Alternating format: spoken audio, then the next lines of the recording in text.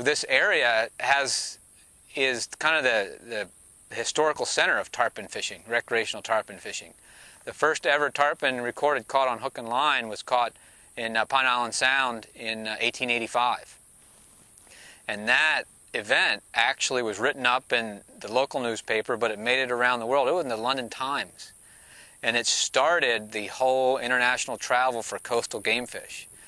And for a long time, and through the early 1900s, Charlotte Harbor was, there were countless hotels, etc., that catered specifically to tarpon fishermen. And one of the earliest game fish clubs, the Isaac Walton Club, was established on Usepa in the early 1900s, and they actually started the catch and release ethic for tarpon. So there's a long conservation history here for our fisheries. And so people get that side of it, about catch and release and all that type of stuff. So now we've got to get back to the habitat side.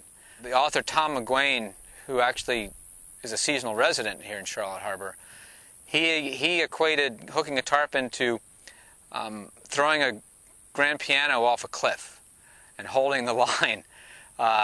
It's about the same. The power is amazing. They're very acrobatic. They jump a lot. And they're very prehistoric. They've been around for 50 million years in their present form. Because one thing about tarpon, you've got to remember, they don't even get sexually mature until they're 10 years old or older.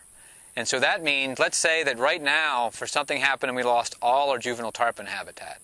We wouldn't know that there was a problem for 8, 10, 12 years, because then we'd start to see fewer and fewer fish in the adult population. And so mistakes we're making now, or the corrections we're making now, will have implications for the future. And tarpon can live up to 80 years old. So, tarpon, some of the big ones that we're catching now were around before a lot of the people fishing for them were even born. And so there's that kind of history and that kind of responsibility, I think, that we have to making sure the fishery stays around for future generations.